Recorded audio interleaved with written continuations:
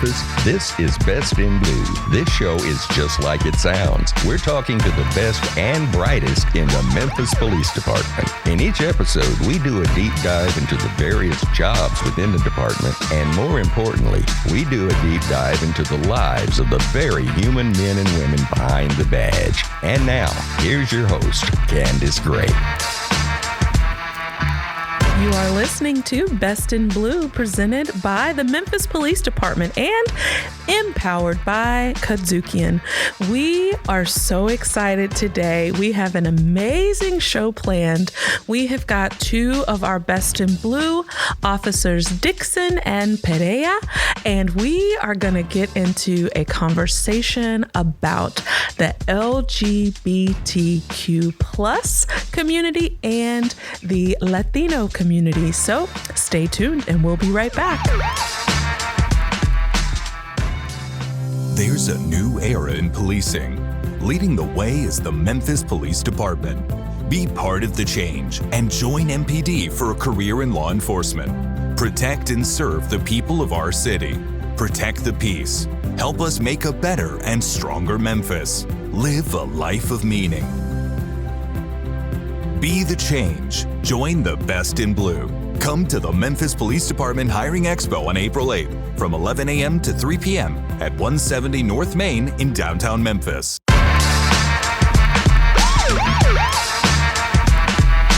And welcome back to Best in Blue. This is going to be a conversation like no other. I mean, we are talking, it's Pride Month, and we are talking about the Memphis Police Department and how we make inroads between not only the LGBTQ plus community, as well as the Latino community. And we are here with officers Myron Dixon and Alfonso Perea, or, gringos call it Perea, right? But we're going to try to, be as respectfully, authentically, as we can be. But I'm so excited to have you guys here today. Welcome to Best in Blue. Thank you. Thank you very much. You're welcome. So I just want to learn a little bit about you guys. First of all, what brought you here? How did you arrive at MPD? And I guess we will start with Officer Perea. Oh, wow. So actually, my family migrated here from Chihuahua, Mexico in 1993. Okay. So Dad was looking for work, brought us along. Pretty much grew up here. Okay. Went to school from, back when they had K2 and K1 all the way to high school. Graduated from Craigmont High School. Okay. North Memphis. Okay. Wonderful. And grew up in what's called the Nutbush area or the Berkeley area. Okay. Yep. So we know that area. I've watched the Hispanic population just flourish in the city of Memphis. Absolutely. From the first Latino store to, more and more Hispanics coming. Yeah. It was great. Wonderful. Did you feel like you were making your own little community in that area with more Hispanics coming? Absolutely. Again, the first Latino store that was on Jackson, 3900 block. I remember going there and then seeing more Hispanics, and then you started seeing more Hispanic stores start opening, different businesses, the clothing business, the food business. It was just flourishing. It was awesome. Wow. Wonderful. Well, we are going to get into a little bit more about you in just a moment. I want to turn our attention to Officer Myron Dixon. How did you come to Memphis? Well, I am from the wonderful city, windy city of Chicago. Oh, Chi-Town in the house. Very okay. good. South Side to be exact. South. Oh, okay. Even better. South Side. Maybe. And I was born and raised. in Chicago, and I left at 18. Okay. And I went on to Alabama A&M University. So I went. So that's there. where you picked up your Southern accent. Yeah. Yeah. Unfortunately, my Northern accent is gone, but it's all right. When I went to Boston, people thought I was a country hick. And I said, what are you talking about? That's where it comes from. My family say you are not a northern person no more. I'm from the South. Okay. It's been about 10 years. So. Okay. But yeah, I went to Alabama A&M. Okay. I was a D1 athlete. I ran track. Wow. And then I got my bachelor's in criminal justice and I minored in philosophy. Okay. And then after that, I came here to Memphis. And the reason why I came into Memphis is because at that point I was applying to different jobs and Memphis so happened to accept me quickly. So to the department? Yeah. Wow. To the police department, yeah. Okay. I put my application. What's crazy is I put my application in on Christmas Day. Wow. And on the 28th, they said, we want you. Amazing. Then I had to come on the 31st. Wow. That same, like I did it all in the week. It was so quick. That was the first time I ever did something so quick. But my mom helped me with it, with finances and that's great. And getting to like the hotels and traveling and stuff. So wonderful. That's how I ended up in Memphis. Okay. And so did you always know you wanted to be a police officer? I knew I wanted to do something in law enforcement. Okay. Originally, I wanted to be a detective. Okay. Then, of course, as you get older, your mind changes. Sure. So then I said I want to be a K-9 officer. And I still, to this day, still want to be a K-9 officer. Okay. So that's still in my heart. But really, my heart is to just move up. Sure. I don't want to stay complacent in one position so. Absolutely. Well, and I think that's the beautiful thing about the department is there is so much opportunity. You may come in as one thing, but as you learn and grow and your interests change, you've got some other ideas. Officer Perea, tell me what exactly you do in the department. So my job as Hispanic liaison in the police department is to bridge that gap between the Hispanic community and police officers. And most of that is done by educating the public on how we do a lot of things, how we respond to certain things, why we do certain things. Well, and there's cultural differences, right? Very big cultural differences. Yeah, and I think that's one of the big things that, sometimes people don't understand. They don't understand, how we do things in America, in Memphis, but then specifically in the Hispanic community. Can you give me an example of that? If you can think of something? Unfortunately, most Latin countries police, I hate to say, but corrupt. And that's where a lot of the distrust comes from the Latin community to Memphis police officers, which there's a lot of Hispanic Memphis police officers. And most of them joined for the same reason I did, is to help out my community. Yes. And also to protect my community. Absolutely. Yeah. Absolutely.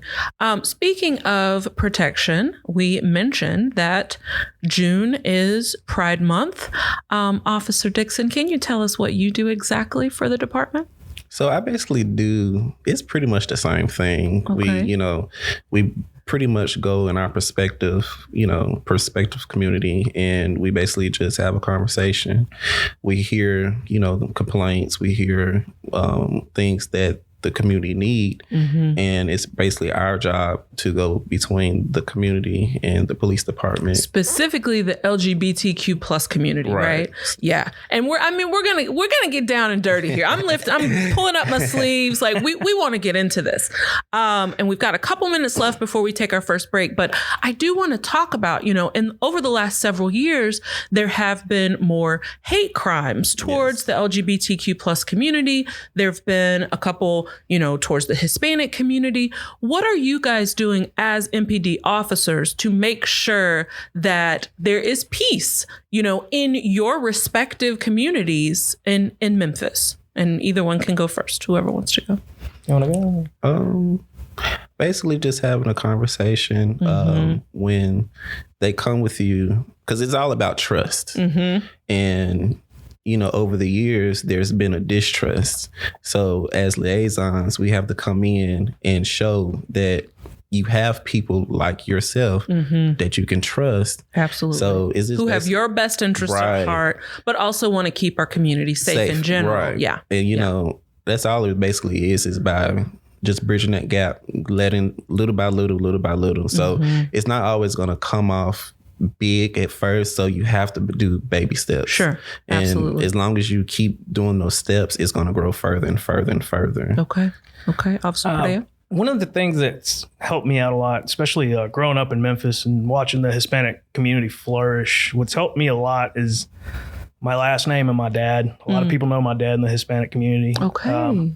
So when they found out I took over the Hispanic liaison position, I get a lot of phone calls. I get a lot of questions. That's awesome. But the best thing, again, is the education of it. Unfortunately, the rumor mill runs rampant. Yeah. Well, I heard that if you do this, and I heard if you do that. Well, I invite them to a community center or a church, and we can have a one-on-one session where I can disperse rumors, or they can hear it straight, from my commander's mouth. Hey, we don't do this. That's not how we do stuff. If you do see this, report it. If an officer treats you, you think you've been treated wrong, hey, this is the steps you need to take to report on that officer. Absolutely. And a lot of people, they're blown away by that. They're like, wow, I never knew that. Well, hey, if you come to your precinct, you'll be met by the officers. Get to know your officers that are patrolling. Get to know their lieutenants. Exactly. Go up to the precinct. Take us some donuts. Right. I love donuts. Right, of course. Good. Well, we will be right back, but I do have a question before we go. Now, there is a lot of conversation about being Black and blue, right? We know that some things have happened in the Black community. There may be some tension between officers and the Black community, and we're doing all we can to eradicate that, right? But I want to know from you guys, what does it mean to be brown and blue? And what does it mean to be gay and blue? So think about that, and we will be right back. Once again, you are listening to Best in Blue. I am here with Officers Dixon and Perea, and we'll be right back. There's a new era in policing. Leading the way is the Memphis Police Department. Be part of the change and join MPD for a career in law enforcement. Protect and serve the people of our city. Protect the peace. Help us make a better and stronger Memphis. Live a life of meaning. Join the Best in Blue. My name is Lieutenant Tina Halfacre. I'm Officer Andrades. My rank is P2P. Officer Christopher Freeman. I am Officer Meeks. I am a P2. My name is Sergeant Lee. Officer Baruga. I'm a patrol officer. I am Officer Shauna Roden, and I've been a Memphis police officer for 3 years. 36 years. 8 months. I've been with the Memphis Police Department for 8 years. 12 years. The people that I come in contact with, I see them either at Walmart, if I go to a gas station and get a snack, whatever it may be, I run into the same people and they remember me. And that's I don't know, it's a comfort for me that someone remembers me and that I've had some type of positive impact on someone. My favorite part is being a police officer is being in the motorcycles unit. I am the first and only female. I love riding motorcycles, and that way you get to meet a lot of people. Memphis is where I'm from, and I love my city. So why wouldn't I serve my city? 안녕하세요. 저 이름은 Sergeant Lee입니다. Join the Best in Blue. Join the Best in Blue. If I can do it, tú también lo puedes hacer. Join the Best in Blue so you can ride along with me. It doesn't matter where you're from. Memphis Police Department is going to give you the opportunity to be here, to get more than a job. They give you opportunity to get a career. For anybody that wants to apply and have a heart for service, go ahead and make the decision. Don't hesitate on it. It'll be the best decision you've ever made, and come join the Best in Blue. Be the change. Join the Best in Blue. Come to the Memphis Police Department Hiring Expo on April 8th from 11 a.m. to 3 p.m. at 170 North Main in downtown Memphis. And welcome back to Best in Blue. We are going to continue our conversation with Officers Myron Dixon and Alfonso Perea. And I left you guys with a cliffhanger question right before the break. I want to know, what are your thoughts, feelings about being brown and blue and gay and Blue? No, you want me to start? I went first last time. No, that's right. So the thing about me, but you can't see me. I obviously look white because my mom is a quarter German. My grandpa was half German. My great grandpa was full German. Okay. But somehow came to Mexico and during World War I. Mm-hmm. There's a whole side to that. But I have blue eyes, brown hair, light skin. However, my dad, he's brown. He is brown. Okay. No doubt about it. You're Hispanic. So it's two-sided. I mean, I've gotten it from two sides. People think that I don't speak Spanish, and then it's helped me out a lot, especially during traffic stops where they're trying to hide drugs because they don't know I speak Spanish. And Pero se hablo español, ¿sí? Yo hablo español perfectamente. Ah, muy bueno. Desde chiquito. Okay. So, look, don't let me start. I don't want to mess up. So that was part of it. Was back and forth, especially when what really guided me into being a police officer was my brother. When I got out of active duty military, I was still kind of going back and forth on what I wanted to do. And he told me, he said, man, you should be a police officer because it's the same job you did in the military, except you don't got to worry about getting bombed. Well, that's thank goodness. Yeah. So pick that up, and it was challenging because again, Hispanics don't really have a good eye for officers, but I'm slowly changing that. Wonderful. And we're going to talk more about that in just a moment. Officer Dixon, what about you? What it is to be gay in, you said gay in blue. Blue. MPD, okay. Yeah. It means a lot. It means power because, you know, it's not a lot of us. So when you have representation. I was looking for that word. I was hoping someone would say that. It. Yes. Yeah, I was going to say it. Representation matters. You have people want to see what it looks like, you know, to be the same. When I run into people that's in my community and they look at me and then they don't know that I'm even a part of the LGBTQ community until I say it. Because a lot of times they will be like, you don't understand. But then I say, actually, I do. I'm just as gay as you are. Right.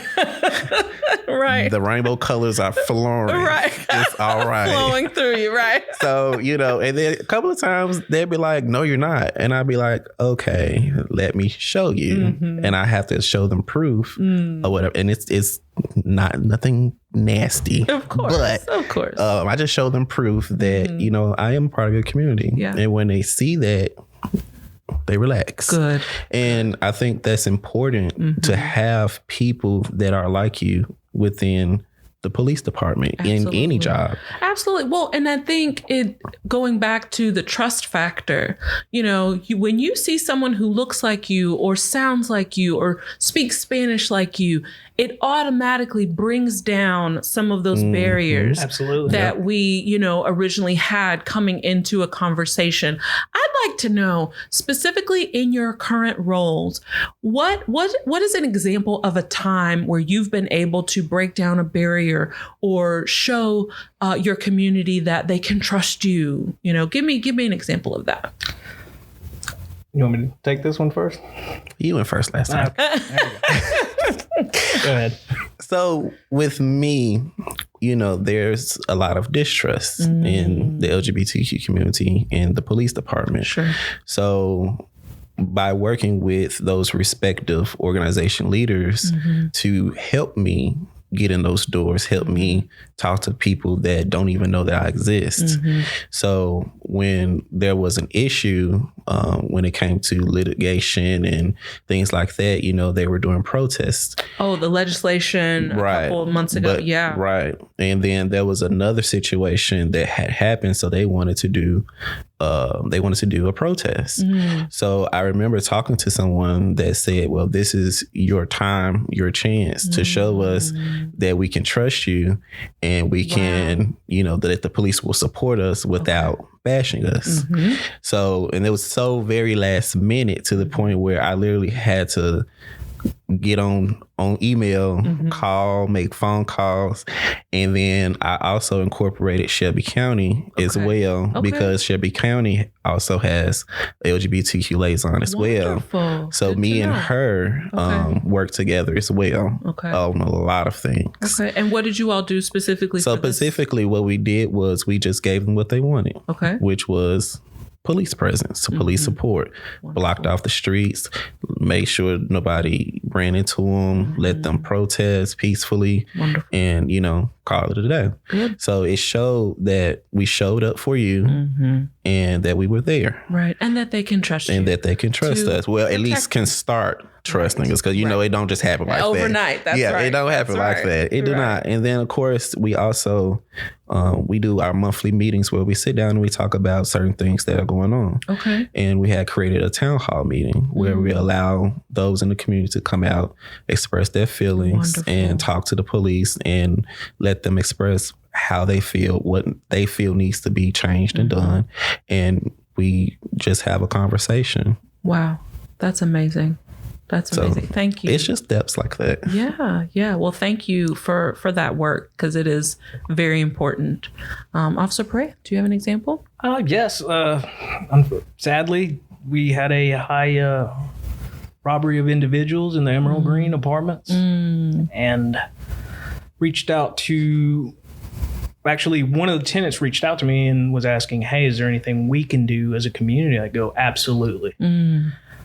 So we formulated a plan and a gathering spot where we spoke with mainly the ones that were very interested. And then we went to the Emerald Greens, to not really as a show of force, myself and two other Hispanic officers that brought the community out, kind of like a, hey, come meet us. You know, let us know your frustration. What's going on? Why is this happening? Why is that happening? And again, just like Officer Dixon said, it's these conversations that we have to have face to face with the citizens. Absolutely. About the frustration and how we can solve it, what capacities we have. Yeah. And long story short, we wound up dropping the robberies by 50%. Wow. And also making the community more together. Yes. To the point that now we're going to formulate a neighborhood watch in that area. Oh, that's amazing. That is amazing. I think it's so important to realize that as a community, everyone matters, right? We can come together with the police department to create safer communities. Absolutely. You know, things, all these crazy, I don't know who it is out here robbing these cars and breaking in. Like, we've got power. There's something we can do. The community has power. Us as officers, we have no power unless the community backs us. Right. Absolutely. And that's the most important part. Absolutely. Any ward or precinct that I've worked at, if you don't go out there and get to know the people you're protecting, your arrest rate or the crime rate is going to spike in your area. If you get to know your people, hey, Ms. Jackson, what's going on? Well, I saw what happened last night, but I didn't want to report it because I don't want to tell, I don't want the rest of the neighborhood to know that I told you. That's fine. We'll take care of it. Right. If you see something, say something. That 528 cash. People, you know, that's anonymous, right? That's anonymous. And you get paid.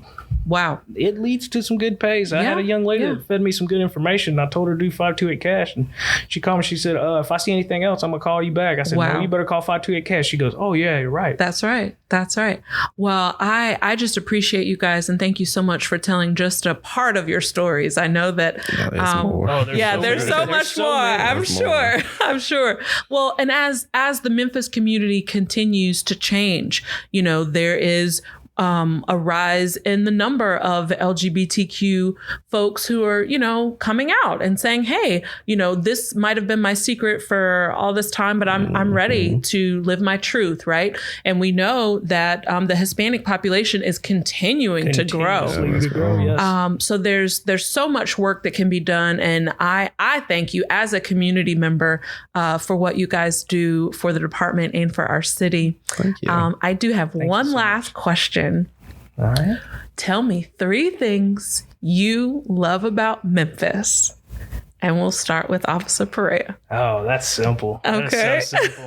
Number 1, the food. Oh, yes. The food. Of course. Number 2, rock and roll, the blues. Oh my God. Just the music scene City. alone. Yes. I mean, don't get Candy Fox started because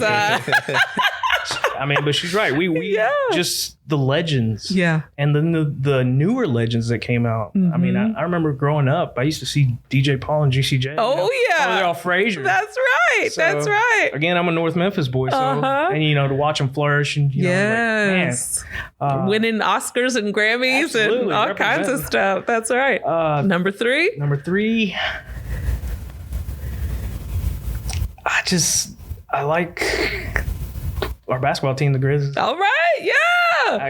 I'm so happy to have I've never been an NBA guy, but I started watching NBA just because we now have a team. And we're all pulling for Ja. Come on, Ja. Bring, come on home, baby. We hope you make it through. Officer Dixon, I know you're not from here, but you've called Memphis home for a couple years now. Yeah. What are your top 3 things that you love about Memphis? I will say the Southern hospitality. Absolutely. Yeah, the Southern hospitality. Okay. I will say the food. Okay. I will say the food. Got to. I mean, it's a given, right? It's good, but it don't compare to Chicago. Oh Lord, here we go. Hey, we're not making pizzas over here. We're making whatever. We have more than just pizza. Pizza and popcorn. That's all we know, right? Off somebody else. No, I gotta go to Chicago for some real food. But no, I love the Southern cooking here. Yeah. And the third one, I would just have to say, ooh, that's a hard one. I thought I had 3. I will say the low income, maybe. Okay, yeah. It's not high to it's pretty good here. It's not bad. Yeah, especially on a police officer salary. Yeah, you do pretty good. Yeah, it's not bad. Well, that's good to know because I understand. You're not gonna be rich, but you will definitely live comfortable. Well, and there's all kinds of bonuses and absolutely relocation $15,000 bonus. Yeah, I mean, plus on top of that, extra. Extra schools like FTO, CIT, which raises your pay on top of your degrees. Yeah, we're supposed to get a raise. Okay. Hopefully they give us one. I'm sure they will. Well, thank you guys once again. And thank you all for listening to Best in Blue. As always, we appreciate you tuning in to learn more about our police department and the men and women behind the badge. Be sure to like us and follow us across all of our social media platforms and listen to the show wherever you stream your podcasts. We are at Best in Blue MPD on IG and Best in Blue on Facebook. Thanks again, and we'll see you next time.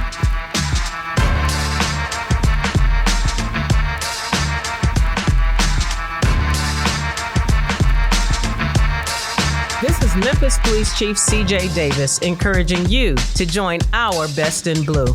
Our requirements are achievable, our standards are the highest, and our officers are the finest. Check out opportunities to join our police department at joinmpd.com.